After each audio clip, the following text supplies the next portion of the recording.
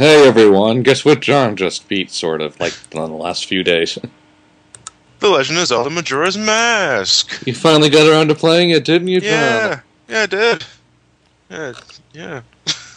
Didn't we already do this? Sort Well, of. when we did the Zelda retrospective, we kind of went over it, and we kind of skimmed over it. Besides mentioning the obvious Ben Drown creepypasta and stuff like that, but I didn't say much about it because He never played it. like I mentioned, like the first time I really got to play Majora's Mask was when I borrowed the Zelda collection on the GameCube from my uncle. I played it, and I only put about an hour into it because I didn't like the whole time travel gimmick at first, and I didn't really give much of the game a chance because I thought the intro was so slow. That's the problem with the Zelda series in general lately. Yeah, but you see, another thing was, so it's 2003. I was about 16 when I was first playing the game. I didn't have a strategy guide. I didn't really use the internet for, looking up things on the internet. So, as far as I was aware, I had no idea how to get back from, like, the Deku Scrub to Link's form. I had no idea I had to wait until midnight on the third night in order to get to the Skull Kid. And before that, I had no idea about the Bomber's side quest, stuff like that. I was pretty much stuck on the town world. Just wandering around aimlessly talking to all the townspeople. Yeah, that was what happened to me when I Zelda Majora's Mask. I got that when I was a kid, so that was my first exposure to Zelda. That opening town section frustrated the shit out of me, especially because if you run out of time and lose it, you not only have to start all the way from the beginning, but you have to go through the tutorial stuff with Link in the Deku Scrub before you even get back to the town where the countdown starts again. Yeah.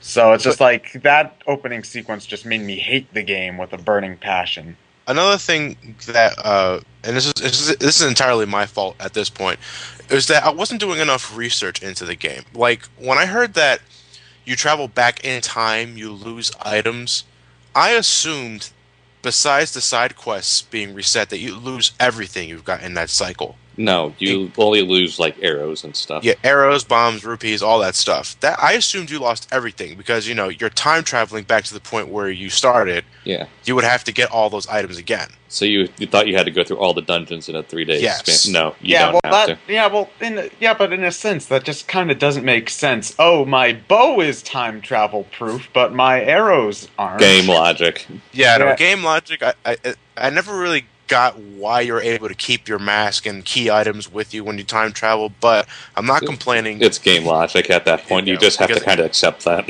Yes. Well, and another thing.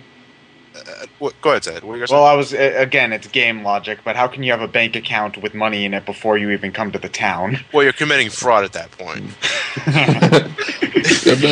That's just a convenience thing they threw in there. Yeah, I know. I mean, I appreciate the creepy bank guy, but it doesn't make any sense. No, it makes no sense. That's just game logic again. Game logic and convenience. There are a lot of points in this game where they expect you to abuse the Groundhog Day loop. Like, that's the whole point of the game is abuse. Well, I'm talking more about extortion and getting money. I remember this one area in Clock Town that's pretty much like the lottery of some sort, where you can figure out the winning numbers of that night, and it'll always be the same. So it's just a matter of you traveling back in time and giving them the winning numbers for some free money. Yep. But at that point, there are already so many other ways you can get a lot of. It's really easy to get rupees in this game. Yeah. Isn't there like a chest with 200 rupees in it? There's two chests. Yeah, there's two chests in Clock Towns that are really easy to get to. Yes, that's the first thing. Those are basically that's the first thing I do. Yeah, that's what you're supposed to do. They're there for that purpose. Well, I think that would make sense if they sort of kept with the. You lose all your money, and if you just lost all of your money, I think it would make more sense if they made those chests easily accessible so you have something to go off of every time you reset. Yeah. But, whatever. Another thing was, when I was first getting into the game, the whole 3-day cycle, like I mentioned earlier, put a lot of pressure on me. I figured... Play the Song of Time backwards. That's what I was getting at. I had no idea that playing the Song of Time backwards would slow down time tremendously. I had no idea of that song's existence when I first played the game. I figured, no, you have this allotted time to do what you need to do, and then hopefully everything works out for the better with you when you travel back in time. The time, it's like 1 minute is 1 hour, so you've got a little bit over an hour to do everything if you don't use the Song of Time backwards. Is that how it goes? It's a bit more. No, it's a bit longer than that. It's not quite that quick. I thought it was. I think it's you look it up. I can't remember off the top of my head. I think it is 1 minute is equivalent to 1 hour in Majora's Mask, assuming you're not playing the Song of Time backwards. Okay. I may be thinking of a different game. But the Song of Inverted Time unloaded a lot of stress for me when I found out of that song's existence. And once I was able to get past, one of the things that me and Matt were discussing, because after we finished the first Zelda Let's Play for the channel, we were bickering about what game we should do next, and I said, we're doing the game in the order of the release, we're doing Zelda 2 next. He's not looking forward to that. Neither am I. Fuck Zelda 2. We need to get that in order to get to Link to the Past, which is my favorite game. So we started talking about the 3D games, and Matt said he's pretty much... I'm letting Matt handle Ocarina of Time, because he knows that game up and left. Me too. When it comes to Ocarina of Time, he is the man I go to for everything in terms of that game. Same goes with Majora's Mask. But I told him that, okay, now if we're going to do Majora's Mask... You want to actually play it. I want to actually experience the game, because I don't want to sit down and be the person who questions every goddamn thing he sees. So it looks like, alright, I want to pick up Majora's Mask again. So for like the last 4 weeks, he's been coming to my house. We got the pizza, loaded up the N64 for the first day, and then went back to the Virtual Console after the game froze on me. And I'm pretty much playing the game. He's backseating the entire time, telling me, giving me hits and tips and all that stuff. And then after we got to about the Great Bay Temple area, which we weren't in the middle of the temple yet, I asked him, look, can you leave me that guide that you had, the Ultimania guide, I think it was? The Versus guide, actually. Can you just leave that with me, and I'll start playing the game on the N64 again, because I cannot play Zelda on the Virtual Console. The frame rate is shit. No, actually, I think the visual quality and frame rate is actually pretty good. It's just that control-wise, it's incredibly awkward. I actually never had a problem with the control. What controller are you using? Alright, well, I was using the GameCube controller at first. I was about to say, use the GameCube, because that's probably the best one. Yeah, it's like when I was playing Ocarina of Time, which controls you can just map it as the N64 as Wind Waker, yeah. Yeah, I used the GameCube controller, and it controlled good enough. It controls good enough for me, but in Majora's Mask, you're using the Ocarina a lot. And I actually almost find that better because you have the C stick. I'm much more comfortable playing songs on the Ocarina with the N64 controller because they're actual buttons and you're not tilting a stick. I don't have a problem either way. To me, I found when having items mapped on the C buttons when using the GameCube controller to be a bit overly sensitive, because my first experience with the first temple boss, Odawa... I can't remember their names very well, but yeah. I'm pretty sure it was Odawa. That's the creepy, puppet-y looking guy, right? The tribe. Yeah. I got that far. I kind of gave up after the first temple. The thing is, though, like there were many times where I'm locked on with him. That's working just fine now, and I'm trying to aim my bow and arrow with him with the C stick, but my finger was a bit fidgety at that point. So there are times where I'm accidentally switching between the ocarina and the bow and arrow, or this mask I have on the right stick, and I can't help that because I always found it just a bit too slippery in that regard. Well, when you've got the stick, it's reading a halfway motion as a button press, so yes. It's too precise. It's sensitive. It's very sensitive. Well, I mostly use XYZ on the GameCube controller more often than not. Very true. It doesn't really help with Ocarina songs, though. Not Ocarina songs, I'm more talking about item usage. Yes, I agree. For Ocarina songs, I use a C-stick, but in terms of, I have my bow and arrow on, C left, that's Y.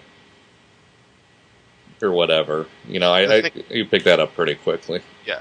But after a while, I wanted to play the game on the console it was released in. I wanted to get as natural as I can get.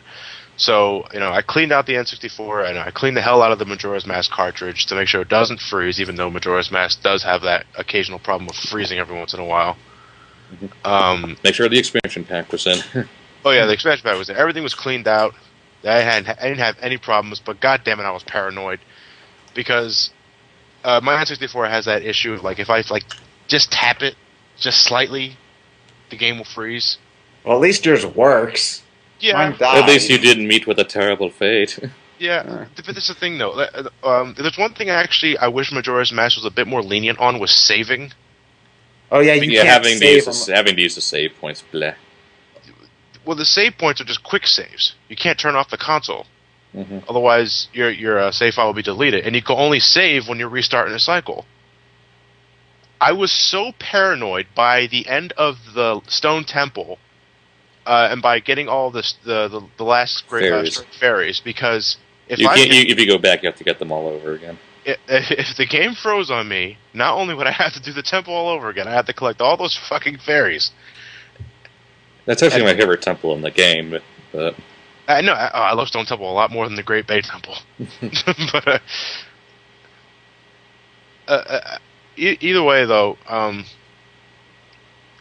with the guide in my hand and I was playing the game on the N64, I was able to start enjoying the game for what it is. I started doing all the side quests, all the mini games, talking to all the townsfolk, and I started to have a much more appreciation with it, thanks to me actually knowing what the hell I'm doing for the first part of the game. Yeah. Well, here's the thing. It's like something. I mean, once you know how to do something, you're obviously going to have a lot more fun with it. But something that kind of frustrates me with Majora's Mask is that if you don't have a map or not a map, a guide, or somebody who knows how to do it, you're going to be doing a lot of trial and error. Nah, I find the main game in and of itself not too hard without a guide. At least after you get the first tutorial, anyway.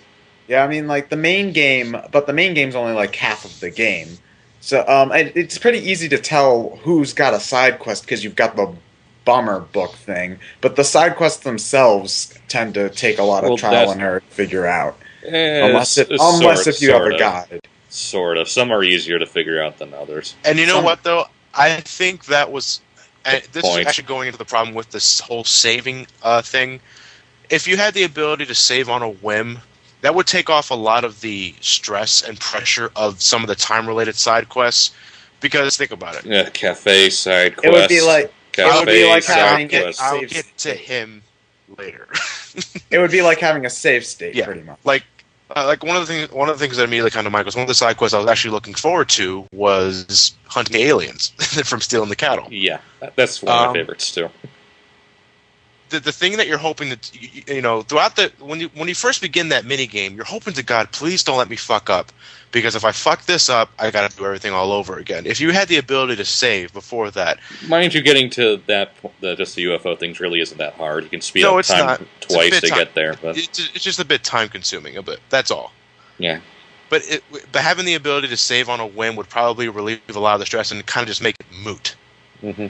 Save scumming, as you could say, and I can see why they didn't allow you to save at the same all the time, but at the same time, when it comes to just completing dungeons and getting everything before before the cycle ends, it's a bit stupid in my. This is why it's one of the Majora's Mask is one of those games where I recommend playing on an emulator if you really want to, because you can't abuse save states.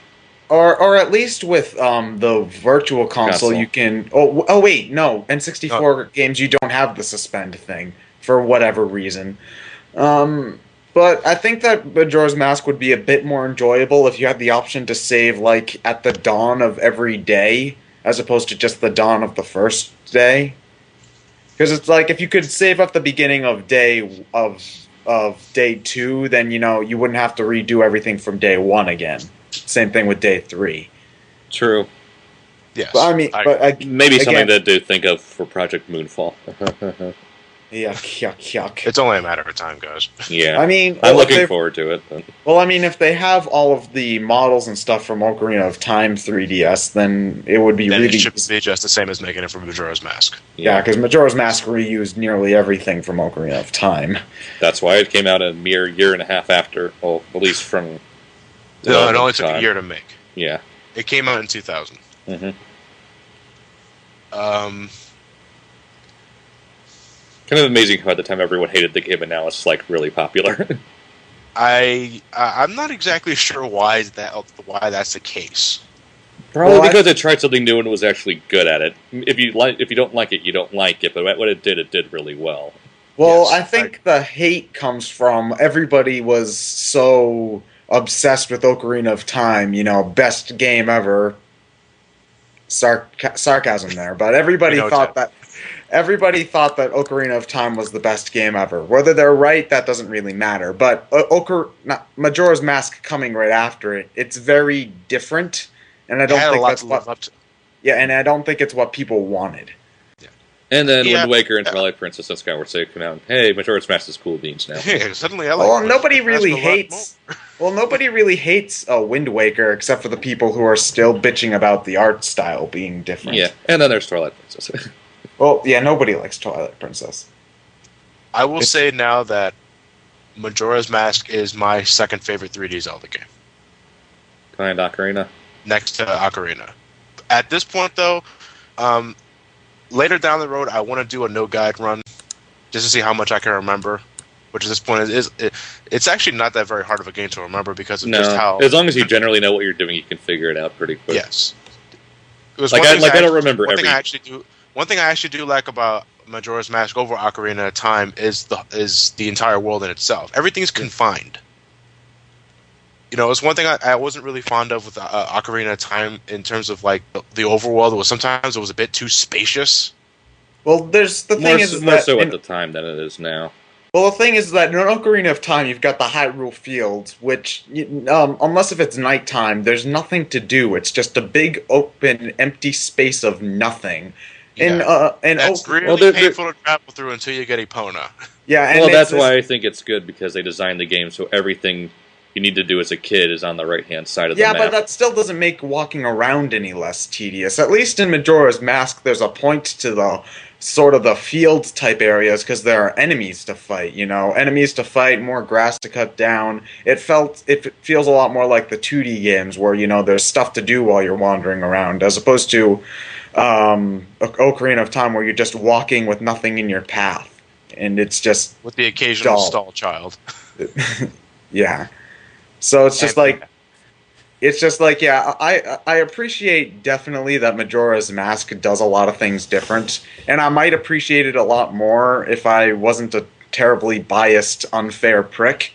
And because I admit I'm totally unable to get over my unfair assumptions from when I was a child, but, that's just me. I mean, I appreciate it for trying different things. It's just that it frustrated me, and now I'm not giving it a second chance because I'm mean.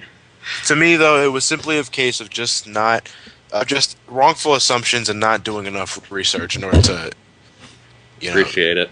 Appreciate it, because looking back at it when I was first playing, when you're the Deku scrub and you're in Clock Town during that first 3-day cycle, you really don't have that much to do. You can't do much actually, because everyone in that town's a racist. You really can't play much of the mini games. You can't leave the town, period, because the guards won't let you. And no, what were you gonna say to? I was just gonna say I wish they directed you towards the bomber kids a little bit better, because that's the only thing you can do. So if you go out of your way. To be perfectly honest, the town isn't that big, so you would have found them pretty. I found them pretty quickly.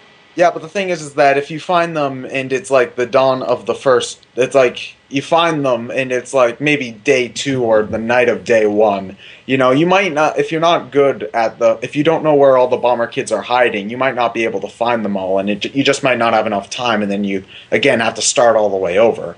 So that's an hour of time that you have to spend, another hour that you have to spend out of your life. So I just wish that the people for at least that first section talked more about the bomber kids to just point you in that direction so you know what to do. Maybe. So I guess, John, I want to ask you what are your favorite and least favorite moments of the game? What? Favorite moment? When I like them. Was it owning everything as Oni Link? No. Actually, no. I'm glad I was able to get the Fierce Deity mask, but at the same time, the final battle was such a fucking curb stomp with that mask on. There's no enjoyment out of it. That's why I usually don't play with it. Yeah, when I'm fighting Majora again next time, I'm definitely not going to be using the mask. In its creepy dance phase. Oh, I love Majora's second form. It's just like crazy music. It's doing the Cossack. It's moonwalking. It's wobbling left and right, and it's doing its DACA projectiles. With this crazy simple music. Yes. I was purposely not attacking it during the second form just to see how crazy it would get. Although, to me, actually, one of my favorite moments is seeing the Redeads dance when you have Gyro's mask on or the Gibdo's mask. Oh, that was so fucking hilarious. It's like, yes, I'm watching the Redead do the Cossack. It's like my life is complete. Least favorite moment? I already know what it is, but say it anyway. Well, actually, Great Bay Temple. Well, yeah, Great Bay Temple, and the cafe side quests was. I hate that kid. Not as bad as I thought it was going to be, but I can definitely see why everyone would hate it. And to me, I also had my share of frustrations. It's too long and it's too very specific. It's too specific, it's too long, and you have to do it too many times. It's like you have to do it at least twice. You have to do most of it at least twice if you want to get everything. There are times where in the game where I'm doing that side quest, it's like, wow, I really wish there was a song where I can advance like a few hours at a time instead of just going from dawn to night or night to dawn. Yeah. Because when you're in my shoes, in this case, where the cafe side quest is pretty much the only side quest you have left, you have nothing to do between 6 and 11:30 at night. You're just wandering around. Maybe you're outside Termina Field with a stone mask on and killing the bird that drops 200 rupees upon death. You're doing that maybe a few times. But other than that, it's like, wow, I really wish there was a way to speed things up. It's the most famous. It's the infamous side quest because of that. It's the only one I have issue with because of that. But hey, the rest of the side quests I enjoy more or less, so. One notoriously bad one isn't going to kill the game for me. Yeah, I agree.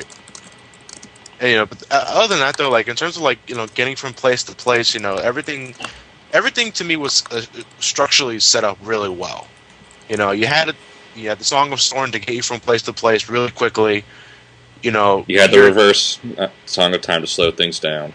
Yes, you had your certain mask forms were just really useful in traveling from one place to another. Like, I never really rode Epona in this game.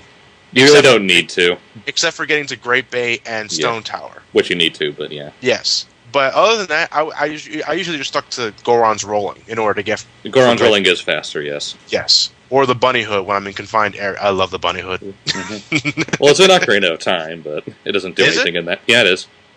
Oh, it's part of the Happy Mask Salesman side quest. It doesn't do anything, but ironically it kind of hints at its purpose in Majora's Mask. What you have to do in that game is find the guy running around Hyrule Field. If you catch him and sell him the mask, he puts it on and zooms across the field at high speed. Which makes me believe it was a beta project, part of a beta build. They were trying to get the mask to actually do more things, but they couldn't, so it got moved to Majora's Mask.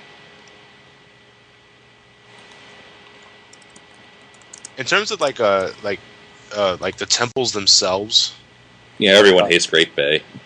Well, all right. Well, the temples are still timed, right? The timer still. I can't remember. The timer's still. Yeah, the timer's still clocking down while you're in the temple. Oh, I hate that. Well, again, that's what the inverted Song of Time is for. Yeah, but still, I don't want to. It relieves a lot of stress. It does relieve a lot of stress, but temples in Zelda games tend to go on for a while. Says the guy who's saying Pikmin's time limit is.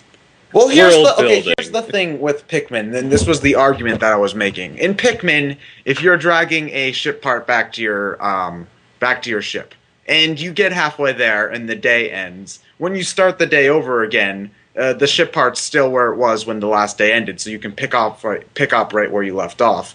In Majora's Mask, if you run out of time halfway through a temple, you got to do the first half of the temple all over again. I mean, you'll probably be faster getting... That's called Groundhog Day loop, Ted. Yeah, well, here's the thing. You don't have to... When you're playing Pikmin, you don't have to start from scratch every time. Again, you're going through time forward linearly. This is a Groundhog Day loop. But it just frustrates me that I have to start everything all over again. So, especially when they're long, challenging dungeons that I'm not particularly good at. Majora's Mask dungeons are actually much smaller in space compared to other games. Everything in Majora's Mask is pretty cramped. You know, like how many temples were in Ocarina of Time? Let's see, 1, 2, 3. 8. No, well, depending if you're counting Ganon's Tower. So yeah, Well, yeah. Majora's Mask. There's 8 total, but if you're counting Ganon's Tower, 9. Yeah, Majora's Mask only has 4 temples. Mm-hmm. As a result, they're all condensed, and they're also a bit more challenging, as I found. The only one I really had problems with were Great Bay and Stone, but I love Stone. Stone, I had a lot of fun with. It's the most visually stunning one in the N64 games, actually, in my opinion. It actually has a pretty cool gimmick too. The only problem is you have to leave the temple to do it. But yeah, to me, the only way the temple drags out is if you're intentionally collecting all of the stray fairies. Yeah. To get but the power up. To me, though, the power ups in themselves are so worth it. Mm-hmm. You know, because I love the double magic meter, the double health, yeah. The what was the third? I can't remember. No, I think the second one, the first one from Woodfall was just the enhanced spinning attack. Yeah, which is worthless. I never really found the point to. And of course, the Stone Temple is the Great Fairy Sword. Mm-hmm. But which you want, but yes, I made sure I went out of my way to get that. But if you just go from if you're just going through the temples, they're pretty quick. They're actually really quick. Oh god damn it! I hated Great Bay. I hated Great Bay so much. Try going through the game without getting the stray fairies. You'll see how quick Great Bay actually goes. The good thing though is because the temples are pretty condensed, they're easy to memorize. Mm-hmm. Like I'm pretty sure, when I do another run through Majora's Mask, I'm going to remember what everything is at. I'm going to remember how exactly to solve this temple or this and the here. Mm-hmm. And I honestly can't say that for Ocarina of Time. But then again, I remember the first. I have completely memorized the first half of Ocarina of Time. Yes. The only ones I really have problems with in memorizing are the Fire Temple, just because of how ridiculously big it is, and the Shadow Temple. The other ones I remember more or less perfectly. Okay. I don't play Ocarina of Time that much to... you probably remember all of the Link to the Past dungeons more or less perfectly fine. Ocarina of Time is that game for me, so... Yes. Majora's Mask, though, I'm really glad that I got past that first hour, like you said. Yeah. And, I gotta thank Matt for that, too, because, he loves the game, and now I love the game. This is a Zelda game I really wish I got into earlier. I still say it's the only game where Nintendo's ever really cared about world building. Shut up. It's like... Shut up, non-believer.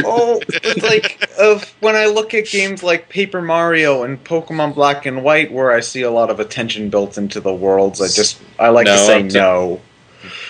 I say no to you because they're all just NPCs more or less spouting the same things regardless of what it is. Obviously, they may say something different if you're in a new chapter, but for the most part, they're just still standing around saying the same things over and over. Here, just about everyone is quote-unquote doing something at each day. Yeah, this is what they were trying to do with Ocarina of Time's Town, but they didn't have the time to do anything with it.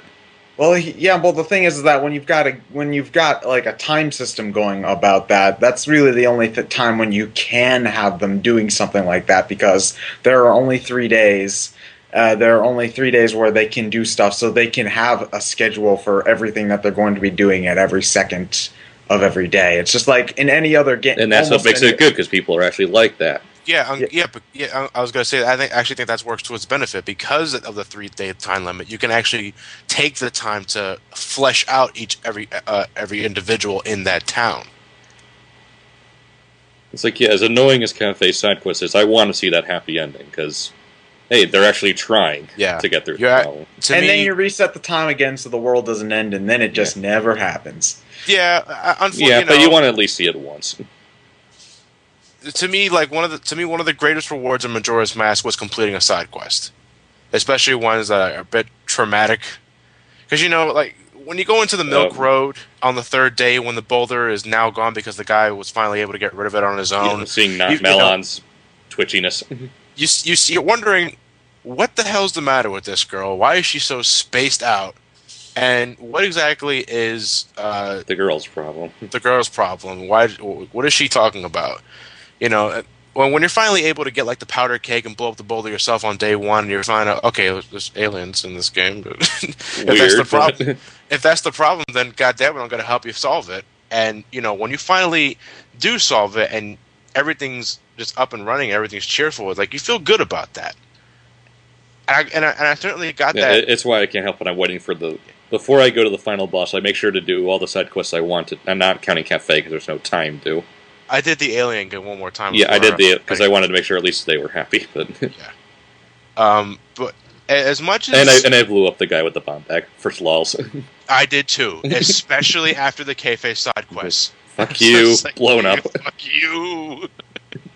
But actually, as long and tedious as it might have been, the Cafe side quest, seeing them, reunite before the world ends, before you go back in time, it's just something. Yeah, I did that. I'm the reason why they were able to get back together, and I feel good because of that. I know it's a video game, but still, the feeling's there, and I think Majora's Mask did that really well. And it just tears me up inside when I fuck up a side quest. When I first got to the Sakon's hideout, or Seikon's hideout, and I fucked up that minigame to get the mask in time, I felt terrible. I was like, well, first, I felt terrible for two reasons. One, you have to do it all over again now. One, I have to do it all over again, yes. That was the first thing I immediately thought. I was like, fuck! And second, I felt bad because I let the guy down. Mm-hmm. And to me, Majora's Mask just captures a sense of emotion and feeling that I don't think any other Zelda game has done yet. Nope. It's also just kind of depressing when you think about it, is that when you go through the game, even if you want to start at day one and do as much as you can before you head to the final boss, you can't save everyone. No, because there are some side quests that require you to ignore certain aspects of some of the characters. And the fact just there's no time to. It's like Link may be a hero, but he can't help everyone. Yes. That's why I think Ocarina of Time gameplay-wise and dungeon-wise is my favorite. Majora's Mask is my second favorite, purely because they actually built a world for once. It wasn't just an NPC standing in a hut telling you something useless. Or it wasn't just, hey, I'm running around the field killing things for stuff, I guess. Everybody in Majora's Mask had a story to tell. Mm-hmm. And not so much just Zelda, but Nintendo in general hasn't come even remotely close to doing that sense. Screw your Paper Mario. Hold on. I think we're just talking more of a Zelda sense, Ted. Yeah. Not just Nintendo in general. Well, Ryan said Nintendo in general. Okay, well, I'm going to I still say you're over-exaggerating the NPCs in Paper Mario, because you just love that game too much. Trouble Center. Not only, there's all sorts of stuff in there. Not only is some of it touching, a lot of it's hilarious. I get that, and the way that Zelda Majora's Mask is designed, it's designed to make the NPCs a big part of the game. But it's just like, I know that, but that doesn't mean that I'm not thinking right now. Therefore, my argument wins. No. I'm just saying that, yes, the Majora's Mask did a lot of things, did a lot of unique things with its NPCs, but I don't think that it really only works for that game, and it works for that game. I just think that a lot of other games do a good job without doing that sort of thing. Because in Majora's Mask, the side quests are the focus, and to me, they're almost too much of a focus, because I kind of feel like I'm wasting a lot of time, Admittingly, when well, the point is for the side quest to tie into the whole Groundhog Day loop. They're like puzzles in their own. It's one of those things where I hear Nintendo saying, "Oh, we're making the overworld more puzzle heavy." Well, you kind of already did with Majora's Mask, not just placing a random log I have to push over in Skyward Sword to access a shortcut. Yeah. Admittedly, the amount of side quests you can do in Majora's Mask was a bit off-putting at first. Because there are 52 heart pieces in Majora's Mask. There's only 4 dungeons. That is the most heart pieces in any other Well, because there's only 4 dungeons, you have to get more hearts. But usually, because my previous experiences with Zelda games, in order to get a heart piece, you usually had to do something to go out of your way in order to get it. And when I read this 52 heart pieces, I was like, Jesus Christ! It's like how much shit do I have to get done? Mind you, some of them are really fucking easy. Yes, I will say like a lot of them are simply just find this place. Climb this tree. It's like, booyah, heart piece. But yeah, I understand. It's because there's only 4 temples. You had to get more heart pieces to fill up the heart meter. Well, in that case, I think it was just... Maybe have less health, but... Yeah, because you're pretty much immortal once you get the double health power-up. Yeah. I never got a game over in Majora's Mask. Ever. That is the first for a Zelda game, ever. I never died. I never died at Ocarina of Time. Your first time? No, not even then. I got lost more than I actually got hurt.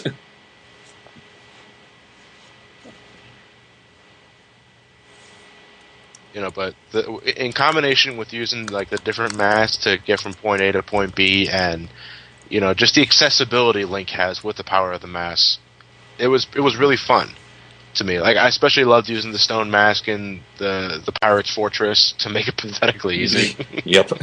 What's that? That statue's moving right on its own. Well, I guess it can't be alive.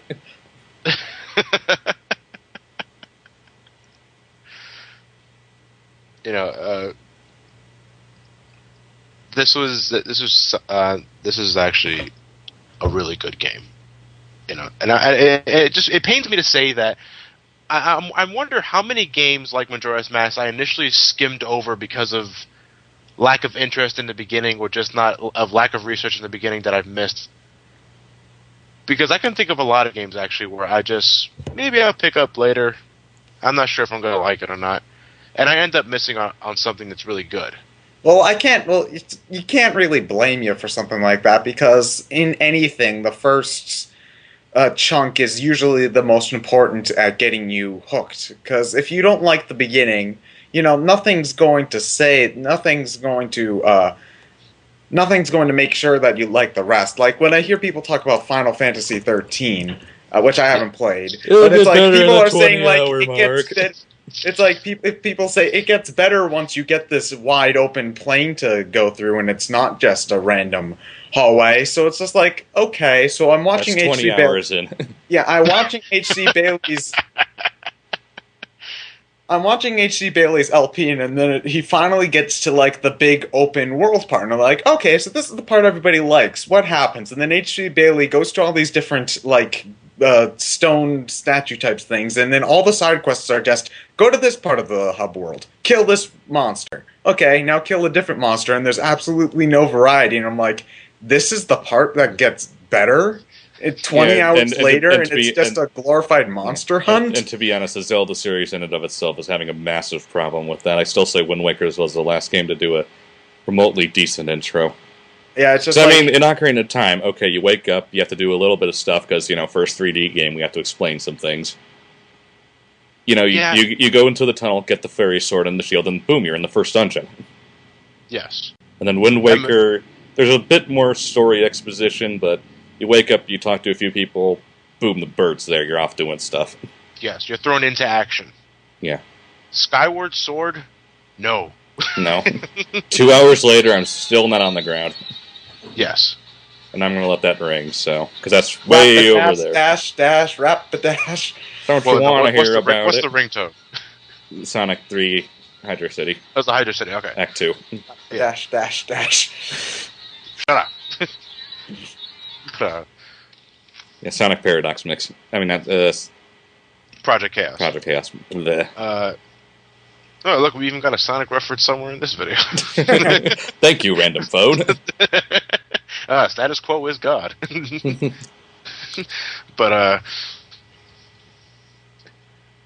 Yeah, I mean, Twilight Princess was also just as bad as that. Well, I haven't played that one, but you start off in the wolf, right? On the farm. No, you start off on the farm, you have to do random crap on the farm, and that takes forever, and then you start as a wolf, and the wolf does nothing, and then you have to find tears, which is just a collect fest. It takes forever to get to the first dungeon in Twilight Princess. It's just like having a strong. I can understand. I understand wanting some kind of tutorial, but it's like, don't make me. If I know what I'm doing already, don't make me waste so much time. It's just I don't. To me, like, and I know we're pretty much just going on a general Zelda discussion at this point, but it's just, to me, the one thing that bugs me about Skyward Sword the most. No, actually, I shouldn't say just Skyward Sword. Is that the Zelda series in general, as it progresses, is that it's trying to generalize everything, and it feels like it needs to make a tutorial for every little thing. It's like, be sure to press A to pick up an object. I know. The button's context sensitive. I can see that. And even then, at least in Ocarina of Time, if you didn't want to talk to the other kids in Kokiri Village, you didn't have to. It's just like, I can't help but feel that the more we go along in Zelda games, the more they feel like they need to spoon feed everything to the player. Yeah. Now, granted, I know that you want to pull in more of a general audience, but at the general same time, audience. Zelda's at the always... same time, you didn't do that. You didn't do that with Ocarina of Time. You didn't do that with Majora's Mask. You didn't do that with A Link to the Past. Wind Waker. Well, you did a little bit in Ocarina of Time, but only because it was the first 3D game and you had to explain. Yeah, this is how you set the camera, but yeah. Well, actually, I think that one thing that I think that Majora's Mask did better with than Ocarina of Time is explain how to do stuff. Like, when you get off the horse in Majora's Mask and you're chasing after the Skull Kid, you've already got the buttons. There's all the buttons on the top of the screen that says everything you do. So it's like green buttons has a sword on it. So if I press the B button, I do a sword. And then there's the context sensitive A button. And then you've got the stumps there, which pretty much teach you without having to show a little dialogue box. Oh, automatic jumping. I think that actually Majora's Mask does a better job at teaching you how the game controls than even Ocarina of Time does. I think part of that is that because it's kind of expecting you to have played Ocarina of Time. Yeah, well, there are a lot of times actually Majora's Mask assumes that you've played Ocarina of Time. I think one of the biggest giveaways is what's the fairy's name? Tattle. Enemy descriptions. Yeah. Are pure, like, what? You don't know who this guy is? It's a Dodongo. You're supposed to bomb it. But Ted, what you're getting at is a game teaching you controls based off its level design and not a text box. Yeah, I mean, sometimes, especially for more complex games, you have to do that. But it's just like Egoraptor's Mega Man X thing, I think. I was just about to bring that up, actually. Yeah, it's just like games are best when you don't have to describe everything to them, and you can figure it out mostly on your own. I mean, you can't... especially... Again, it's why I forgive some early N64 PS1 games of being a bit tutorial heavy, because you kind of have to. Not like a ton, but a bit. Use this button to do this. Okay, here's the thing that sort of confuses me, is that a lot of N64 and PS1 games, they have a lot of tutorial stuff, like... the first Banjo-Kazooie game, you've got a whole entire tutorial area, which you generally go through and stuff like that. And then in the second game, you have all that stuff there, and you can look at it if you want to, but you don't have to. Here's the thing, it's just like, there's a lot of tutorial stuff in N64 and PS1 games, but, there was a lot of new things happening then, so you can explain that. Nowadays, almost nothing new is being happened, and there's even more forced tutorial than usual. Why? Technically, Mario 64 only had one camera tutorial, and it never explicitly told you how to do anything unless you went out of your way to read the signs. Well, I mean, at some point they sort of expect you to move with the control. It gave you remove with the control stroke and A to jump. I think that's kind of assumed in any Mario game, but it's just like I think Mario 64 gave you the benefit of the doubt of at least trying what every single button would do. It's just like, you might not know how to do like a backflip, but I think the game thankfully assumes that you'll press the Z button at some point or another, even if by accident, to figure out, oh, Mario can crouch. That's nice. I guess the only last thing I have to ask you, Johnny, is what did you think of him? Him? Tingle, tingle, kalulimpa. You know what? Playing this game, I just... Where did the hate of Tingle come from? Tingle's rosy-colored loopy land? No. It's more like he just sticks out like a sore thumb. He's supposed to, though, I thought. Yeah, that's... Again, I don't hate him as much in Majora's Mask because he really doesn't do anything. No, I hate him more in Wind Waker. Yeah, like I said, But, in Majora's Mask, he doesn't really do anything. Yeah, which just makes me question where all the hate came from in the first place. Wind Waker, I hate his ass, but... Yeah, I hate Tingle and Wind Waker, but apparently his origins are from Majora's Mask. Yeah, Tingle is kind of an eyesore, admittedly, but... He's not annoying. I didn't find him... If I found him helpful, actually, because his maps were actually fucking affordable. But, no, I just... Yeah. And of course, when I got the Elegy of Emptiness song, I immediately thought of Ben Drown when I summoned his Link statue. Yeah, that creepy ass thing staring right at you. The creepy ass rape face. Yeah. It's like, this is like the last thing I want to see in a tuxedo holding a rose on my front door. Taking my daughter out to a prom. So you understand Ben Drowned a bit better, hmm? Well, I've been researched Ben Drowned ever since you first told me about it during the retrospective. You know, so, and admittedly, actually, that's also what piqued my interest again. Was like, wow, I was like, Majora's Mask would be pretty damn. I think I'll, give it a maybe try. Matt's right. Maybe Matt's right. You've met with a terrible fate, haven't you, Johnny? Yeah. I didn't let the moon crash, by the way. I'm not sick. Nah, you can watch it on YouTube, I'm sure. Yeah. I still got to get Motorboat by Cremia. And Motorboat, son of a bitch, you. So yeah, another game that has Johnny's recommendation. Yes. Not mine. Yes. I'm going to hate it till the end of time because I. And you do that, Ted. Yes, That's I what will. Makes you you. So we have another member for the petition of Project Moonfall. I've been signed that petition. Yeah. Even when I wasn't even a fan of Majora's Mask, I'm down with the idea of remaking a game everybody loves. So, I mean, it's only right. You remake Ocarina of Time. Why not remake Majora's Mask? Well, I think that would probably be a good way to get more people into it.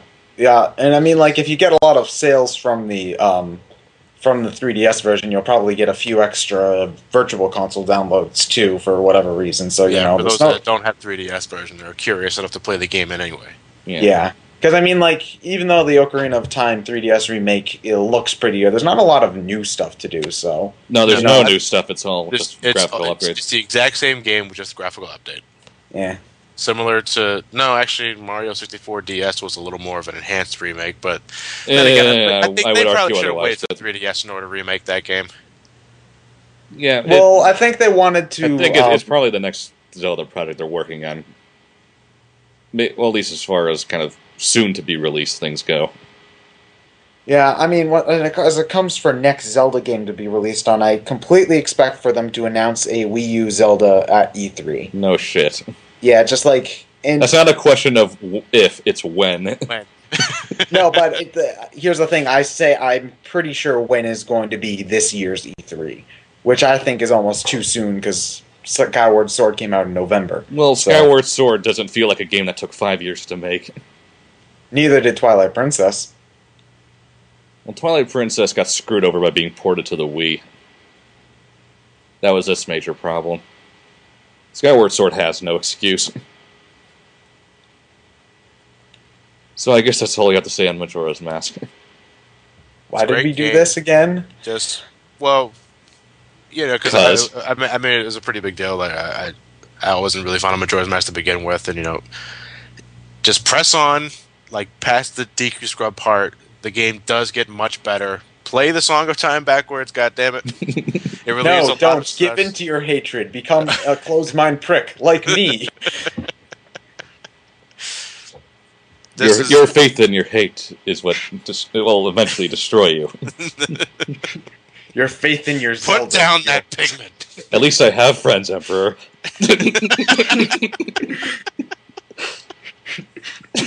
Vader, you're my friend, right? Oh. You stuttered there. Yeah, this is third favorite Zelda game by far. Better than Wind Waker, better than Twilight Princess, better than Skyward Sword. Better than Link's crossbow training? Ted, no comparison. This is an actual game. Yeah.